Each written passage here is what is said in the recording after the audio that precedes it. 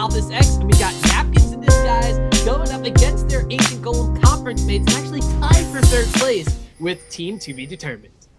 This is going to be quite the matchup here. So many people are playing on champions that I like. For me, Inox is one of the guys that I've always associated with top lane Aatrox. He was one of the first people that I saw actually using that in any sort of significant competitive fashion, and then it kind of fell off, and he didn't really use it for a while. So I'm glad to see him on that one again. WP Bear, he's on Kassadin. We all know about WP Bear on Kassadin, and we're seeing Westrise on Rengar, which I think is a very, very fun champion. And I mean, you can be not so happy about it because he's like king counterplay and stuff like that, where he just comes out of stealth and then kills you. And it's like, well, I didn't really have a chance to do a whole lot there, but I like the level 1 play coming out here for Napkins in Disguise, as they've got the ward down in the area. They see everything that To Be Determined is doing, and they recognize that they have the opportunity to step forward here and get the ward down on the blue buff safely.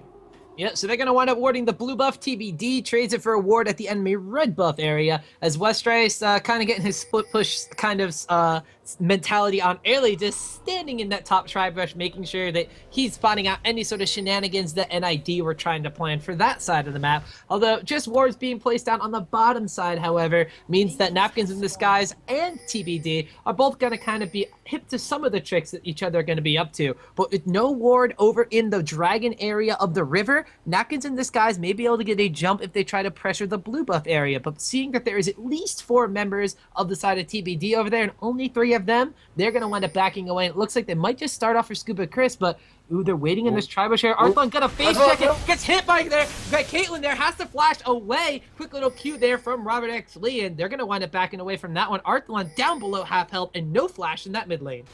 But here's something we didn't really talk about all that much. Look at the side of Napkins in Disguise and tell me what hard CCs they have available to them. As Arthlon, wow, this is very brave of him coming into the lane with less than half HP against a Kassadin. And WP Bear, this is kind of scary. But either way, they have 2 knockups in the form of Lulu Ultimate and Aatrox Q. And then they've got the Shyvana like vacuum effect that goes on when she ults over you. And as far as hard CC goes, that's kind of it. So, I mean, generally speaking, you walk into 3 people as Sivir, you're probably not walking out of that brush. But if those 3 people are Lulu, Caitlyn, and Shyvana, you've got a pretty good shot. Yeah, and we actually had Caitlyn actually taking a shot out of the brush as well, so Arthon didn't necessarily face check the brush as much as just realize someone was there. Enox actually hits a quick level 2 in the top lane, goes aggressive against Rengar, gets him down very low, but at the same time, Brunch has to flash away in bottom lane. There's that Lucian pick against the Caitlyn being super effective. First blood has been picked up right there for Robert and Bubba. Green Blubber tried to hold the heal, which, by the way, he's got summoner heal, guys. He tried to hold the heal until the very last moment when the Ignite would be down and he would have an opportunity both to potentially save his carry and bait the opposing bottom lane under the tower into a very bad position. If they make a bad decision, if they're like, oh, he's going to live because of the heal, maybe they stick around too long and give a kill back on their own. But there just wasn't that window of opportunity. That Lifesteal lane super strong, and Westrise flashes into the knockup. Oh, Westrise gets knocked up right there. Scuba Chris is the one that picks up the kill. Enox is burning down extremely low as Broken Shard tries to make motion towards his top lane area, but he's going to sustain himself up to about 1.5 bars, if not 2 bars of HP before he even gets there. Throws out those Tormented Blades, and they're just wailing away on this top tower as quickly as possible. He flashed into the knockup, right? Like I didn't see that wrong. He totally flashed, and Enox just kind of predicted the movement right there. The knockup went through at the same time as Rengar wound up flashing directly into it. So whether it was a little bit of star sense, whether it was a missed flash there from Westrise, it did wind up securing a kill for the side of NID. So after giving up first blood in the bottom side of the map, their top side of the map is definitely making up for it. Rengar is level 2, Jarvan is level 3, and both Shyvana and Aatrox have hit level 4 already. Yeah, and look at this as well. Inox tripling the CS, more than tripling the CS from Westrise right now. His extremely aggressive Aatrox getting very, very paid in the early game. But at the same time, he's heading back to base because it's so early. You see, once again, they go for the gank on Arthlon. Not enough damage on that one. But he goes back to base because it's so early, he only has 800 gold. Broken Shard going to try to make something happen here. Broken Shard comes in, actually winds up, there's a flash burn right there by Nubby Pooh Bear, and that's what we were talking about earlier. You said, Malphus, not a lot of hard CC, especially coming out from the jungler, means that these ganks have to be properly positioned, and they need to be in the course of something where knock up or CC is available. Not having any way to slow down Sivir, and no way to turn back onto Jarvan means that a flash was burned in an attempt that Scuba Chris set up in that mid lane. Now, Broken Shard's being a little bit aggressive on the map, stealing away Scuba Chris's raids, and this is a little bit of a problem that we talked about during the break earlier on. Scuba Chris has been so effective on junglers like Lee Sin, his Vi, his Elise, just being able to disrupt and snowball his lanes and give assists to his team to help them further their advantage. Playing a very farm-oriented jungler like Shyvana that's just going to do things later on in the game, he's very susceptible to someone who's going to be aggressive against him in the jungle just because he's not familiar with this playstyle. They see WP Bear burning the teleport to get himself back into the lane on this one. As the hook lands on the Brunch! Hook lands on the Brunch, and that's going to be a massive amount of damage. The Whimsy goes down, but there's a body block from Bubba in the front. He's not going to be able to get away from this one. Brunch goes down for a second time to Robert X. Lee's Lucian. This is why Thresh Lucian is so strong, because Lucian has such a good opportunity to just get an insane amount of burst down, and then you utilize his mobility, and even if something happens like a Vayne condemn pushing someone else, or a Whimsy slowing someone down enough that they get caught in a Caitlyn trap, the ability of Thresh to use the Dark Passage to reposition that Lucian back into the middle of the fight, to allow him to continue being mobile, to allow him to continue utilizing his passive, and to allow him to continue bursting people down, is just so incredibly powerful. And Robert X. League, I mean, right now, Brunch and Glebe Gloggo have zero answers for this whatsoever. They're falling further and further behind, and this is an effect that's going to snowball very, very hard if Scuba Chris isn't able to get in the area. And the rough part about that is Shyvana is not a champion that's really built into making situations like that any better. No, as you can see here, shows his face in mid lane, and Arthlon just kind of runs away from that situation there, so no real pressure able to be applied by the side of Napkins in Disguise out of the jungle, whereas on the flip side here, we talked about Enox. He took a lot of damage from that tower from Westrace in the top lane. We talked about how far ahead in CS he was compared to Rengar, but on the flip side, on the bottom side of the map, it's complete opposite side as we see Lucian almost 15 CS above that Caitlyn pickup. Lucian is extremely strong at bullying Caitlyn in the laning phase, and if she isn't able to transition out of that with a decent amount of farm or a couple kills under her belt, the mid-game point where Caitlyn starts to taper off is going to be so detrimental to the rest of NID, no matter how fed Aatrox is going to be. If there's no carry in the backlines to siege down these towers, it's going to be all about objective control from TBD's point of view. Got the tier up. As Scuba Chris, actually, he figured he's got enough farm at this point to just chase Broken Shard down. Broken Shard very low, and I have a tough time away from this one. Westrice. Yeah, Westrice is invisible and winds up coming in to surprise Scuba Chris, jumping through the brushes right there. One more leap on the Scuba Chris. There's a little bit of extra damage, and the Bola goes out. Arthlon's going to pick up the kill with a Boomerang Blade for himself, and Scuba Chris trying to get a little aggressive with the counter jungling, and it bites him in the butt right there. Yeah, I mean, that was just, the lanes collapsed. Like, more than anything else, like, he had 1v1 versus Broken Shard, he had that wrapped up. But Westrice was there, and Arthlon came in just in time to throw down the Boomerang Blade. And the two lanes, they weren't able to control that movement. Westrice, I mean, that was a kill that or an assist even, he didn't even get the kill, so it's not that bad. That's an assist that he pretty sorely needed. Yeah, he definitely did, and now we see things, for the time being, getting a little bit calm down on the map. Aatrox and Rengar is still kind of going head-to-head in that top lane matchup, and with that assist, like you said, Rengar is going to wind up having a little bit of extra money on his side. We see the culling being used in the bottom lane to just push this wave even further, because guess what? That's level 6s compared to now just a level 5 hit for that Caitlyn down there. So there's just so much damage and so much harassment going down from this bottom lane of TBD that Brunch and Glebe Gloggo, or Hyorin, whatever you want to call him right now, they're having even a hard time just leveling. Hook goes out underneath the tower from Bubba, a box goes down, a flash has to go away from the side of Glebe, and Napkins in Disguise, they're back against their own tower, but too afraid to turn on that bottom lane aggression. Mid lane, we see Scuba Chris getting knocked up here by Broken Shard. The burnout's pushing the wave. There's some damage being dealt, but Jarvan isn't afraid. It buys time for Rengar to come in from here. Double bolas go out. Nubby Pooh Bear is going to wind up going down to there. No tower to chase away from. They're not going to go after Scuba Chris, and it's falling apart for NID in the early game. Westrice is roaming, has been consistent. Brunch gets hooked! Oh man, Brunt gets hooked once again. Bubba winds up taking a lot of damage. The charge forward there from Robert X. Lee, but a barrier is going to come out from Brunch to save his life in that circumstance. Now the jungler's dueling around by this red, but Broken Shard has to flash away. Dragon comes over the wall. Scuba Chris, can he wind up picking up a kill? He gets the red buff for himself, and at the same time across the map, NID's Aatrox from Enox is able to secure that top lane tower. So very quickly, things go in favor of TBD, and NID, they get advantages elsewhere. Exactly. Right now, the biggest thing that's going in favor of to be determined is the bottom lane, and they're going to have to ride that to victory. Robert Exley is going to have to put this team on his shoulders and carry. Arthlon, he's getting a decent amount of farm, but then again, he's also not really shutting down Nutty Pooper all that much. And you do have to be very careful of a Kassadin that gets out of the early game without getting abused. Scuba Chris, he's very strong right now. As you see him chasing down Arthlon, if he had his ult, he could have picked up that kill. I'm just calling it right now. If like, he had Arthlon his had ult, he barrier could have. summoners and stuff like that, but honestly, Scuba Chris, I think, could have had that. But just, the fact that he just used the ultimate to pick up another kill is going to preclude him getting that one. Oh, and we see the Massacre being popped by Enoch. Jumps back in on the Westrice. Has the Blood Bowl passive available. Ignites go down. The Bullet Strike goes out. Blood Bowl gets popped, but Westrice is extremely low, so he has to back away to the safety of his tower. Enoch's gonna pop himself back up into this one, get himself a decent amount of farm, as across the map we see Broken Shard securing the blue buff for himself. Now going down onto this already very vulnerable bottom side of the map here, we see Broken Shard with Robert and Bubba going to be a 3-man strong charge onto this already susceptible bottom tower. We saw that Brunch had to back away. He's farming double golems, and Gleam Glargloop Hyorin is nowhere to be seen. So that's a 3-man siege on this outer tower on the bottom side, and it looks like this is where TBD want to apply the pressure. Alright, so Robert Exley very carefully lining up that ultimate and using it to arguably its greatest effect here in the early game. It just clears out most of a creep wave all at once. So they take that one down, and his team will be able to grab this one up. He wants to get in the brush and peel back out, but Brunch, next level mind games, he's already got a snap trap waiting for him.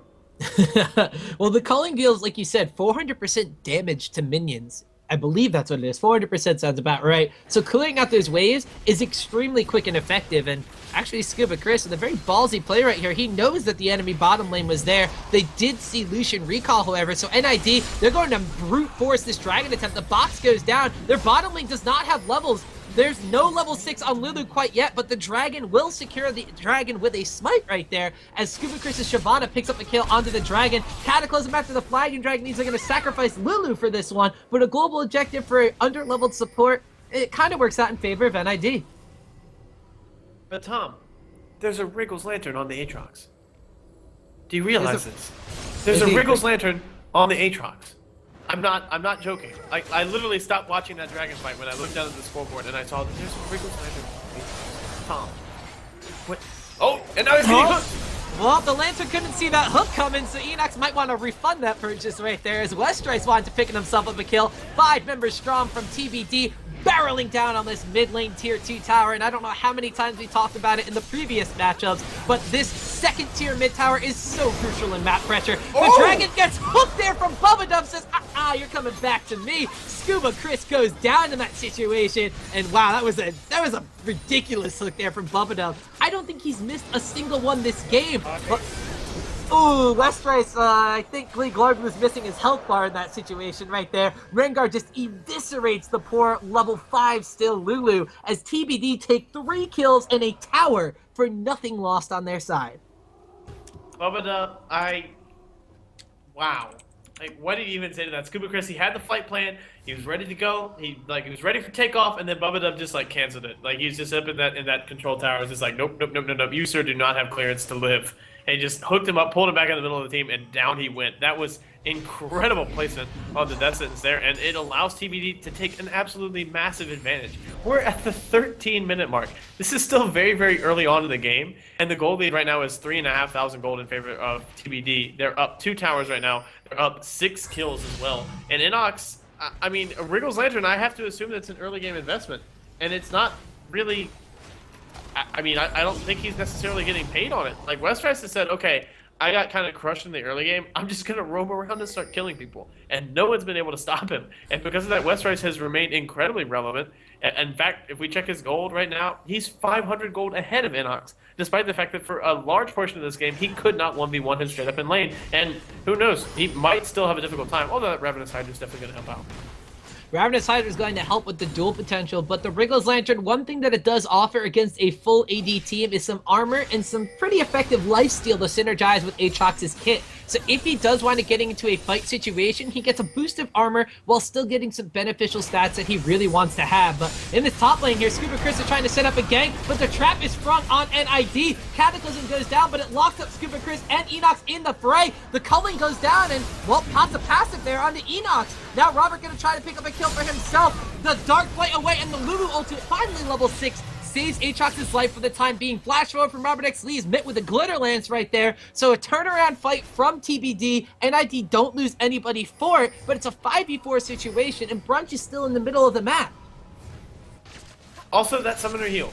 That summoner heal, like Leaf Larbu, definitely ended up saving Scuba Chris's life. It was Pop to try to save Enox's life, but it ends up being Scuba Chris who walks away the beneficiary of it, as the Lulu ultimate was enough to get the Aatrox out of that one alive. Scuba Chris just barely avoids going down, but to be determined, they have a massive amount of map control right now. They're going to be able to claim themselves another tower for free. They're going to clear out all of the vision on the Baron area, and they know that if at any point they find themselves in a similar situation, that they could potentially make a play onto this Baron. We see WP Barrett doing what Cassidy does best, chasing people down at low health, but he's not going to be able to get anything done here. TBD back away from that one without losing anything, extending their goal lead to 4,000.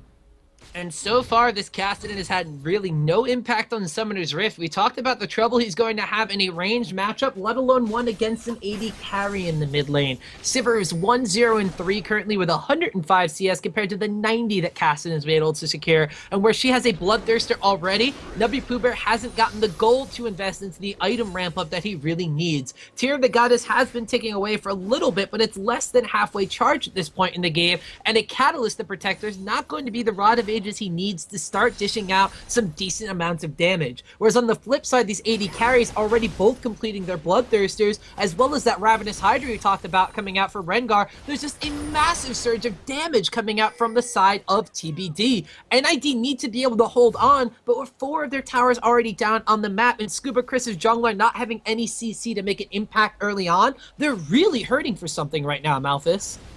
They've yet to complete a big item. Like, there's the Bloodthirster. That's the first major item that this team has really been able to pick up. The Wriggle's Lantern is an early game item. Helps you out. It will transition into actually being a decent item for him at all stages of the game, because as you mentioned before, that's 25 armor he wasn't going to be able to get from anywhere else. So, that's a good pickup against this team. You see a full AD team, because we were talking about this before the game, right? And we were talking about how Scuba Chris is in kind of a kick where he loves to farm, so he's picking up champions like Shyvana that farm really, really well. And we looked at this team and said, man, if he gets to a phase where he has like Sunfire, Cape, Randuin's Omen, and then can just buy like a Thornmail, it's going to be really tough for anybody on the side of TBD to pick up the kill. But they're playing so patiently, and they're playing with builds that take so much time to ramp up.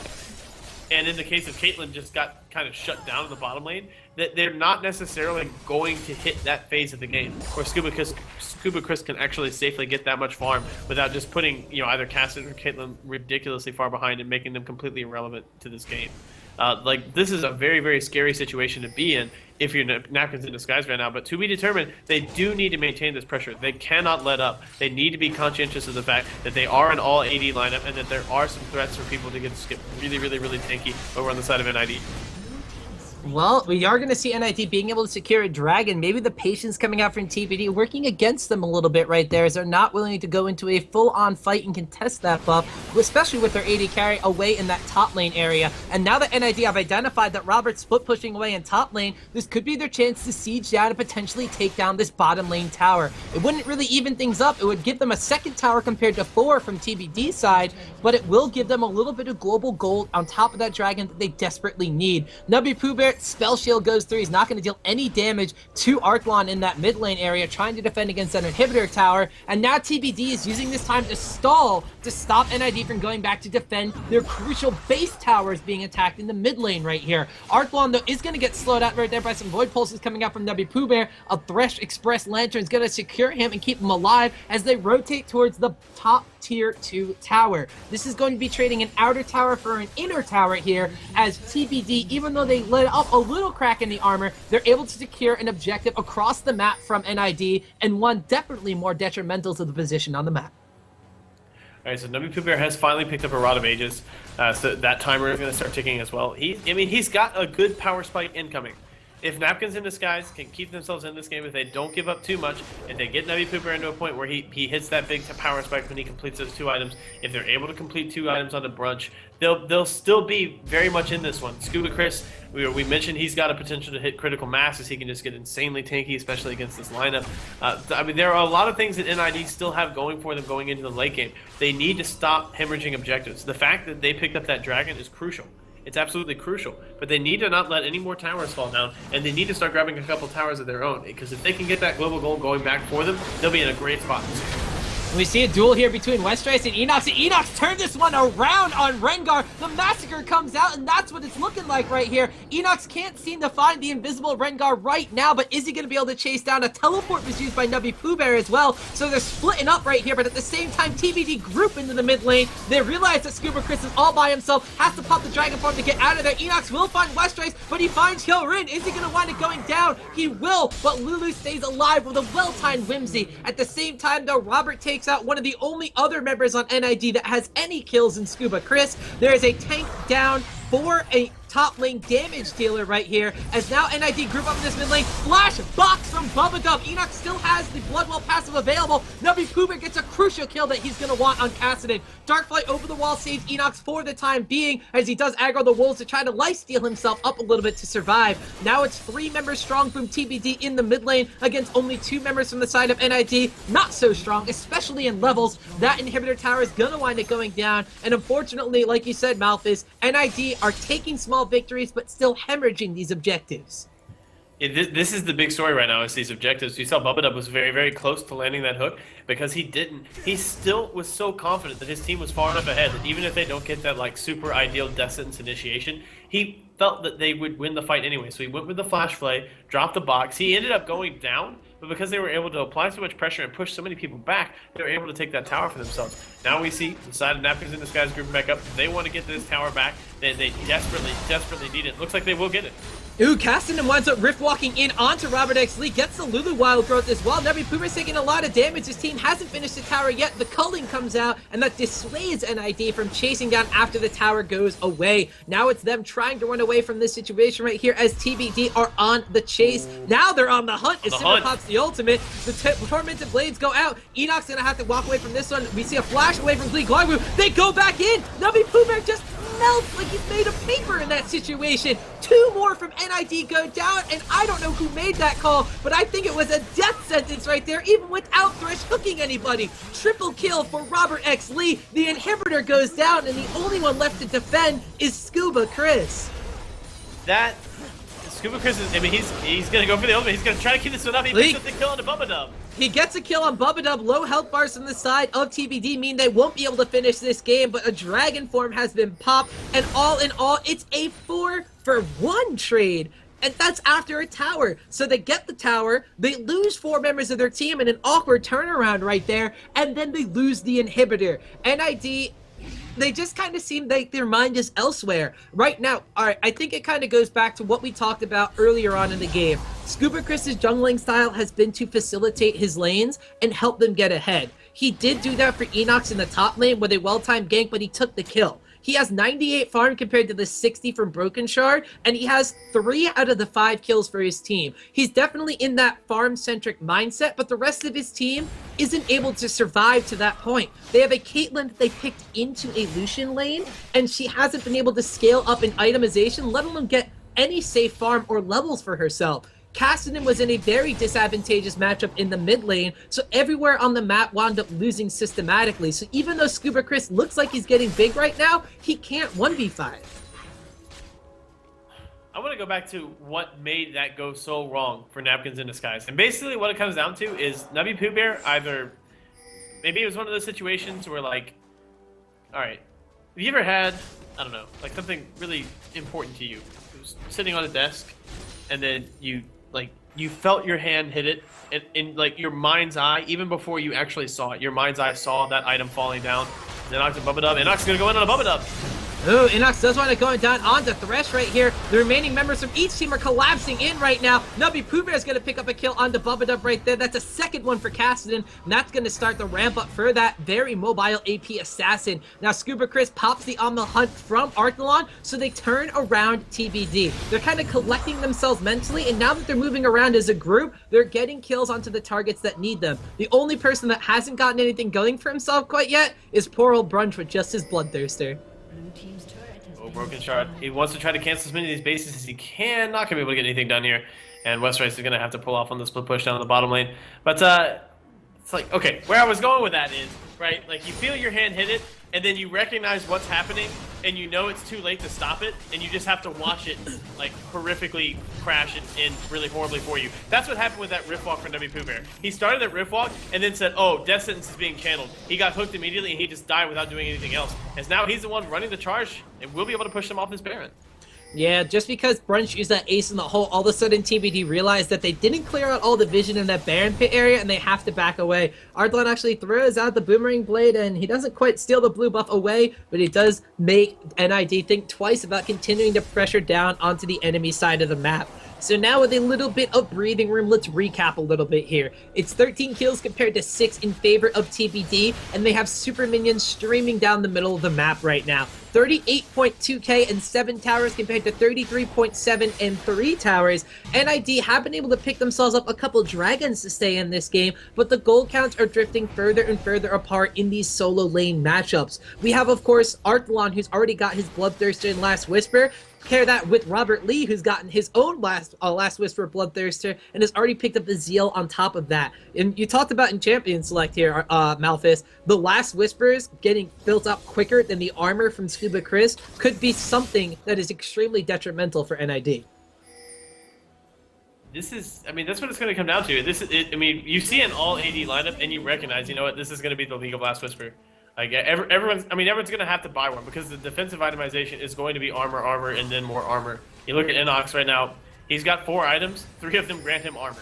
Like this is what the situation is going to be. They know that they're going to have to mitigate this one, so they buy the Last Whispers immediately off the bat, so that they never hit that phase where like, oh, they have too much armor. I need to buy Last Whisper in order to actually get through some of this damage right now. See a Bone Tooth Necklace as well getting picked up here from Westray. So if he's able to continue roaming around and picking up all these free kills, or even just grab up a couple of assists, he's gonna be pretty darn terrifying on this one. But to be determined. You know, they're just coming in with the slow push. They're using the 4-1 split push again. This is classic TBD. They love putting Westray off on his own, and the rest of the team groups up and just pushes down a side lane. Well, it's going to be up to Enox to stop Westrace because NiD have had some 4-1 split push practice of their own. However, because he's on Aatrox, you normally want to build up towards that Blade of the Rune King, which he has gotten the Bilgewater Cutlass for. And actually, Scuba Chris going in over the wall, he spies a random Arthalon that he wants to try to go on, but unfortunately now following up from the rest of his team over that wall. There are too many members from TBD on that side of the map. Now the Dragon Form is actually down, so that's going to be an initiation method down for the side of NiD, and they have a couple super minions left on the side of TBD to try to siege down this mid lane inhibitor. Is it going to be enough though? Is there's a decent amount of wave clear coming out from Scuba Chris and Enox, and it looks like Broken Shard wants to fight. A play in a box go down from Bubba. He does wind up hooking onto Aatrox right here. We already have Brunch going down in the backlines to a Rile Westrace. Enox dropped down extremely low. Bloodwell is not available. It's a double kill for Westrace. Nubby Pooh Bear is going to be the next one to fall. Bubba gets that one. Cataclysm is still available as Broken Shard uses that one and forces the flash away from the rest of NiD. Inhibitor goes down. 3 members of NiD are down, and TBD are turning onto the Nexus Towers. They're looking like they want to end this game right now. Scuba Chris and Hyorin trying to defend as much as possible. Oh, Lulu barely gets back to the fountain in time for Westrace not to wind up picking up another kill, but the GGs come out, Malphus, and TBD, too strong for NiD in this one, secured themselves a 3rd place in the Ancient Golem Conference for the time being.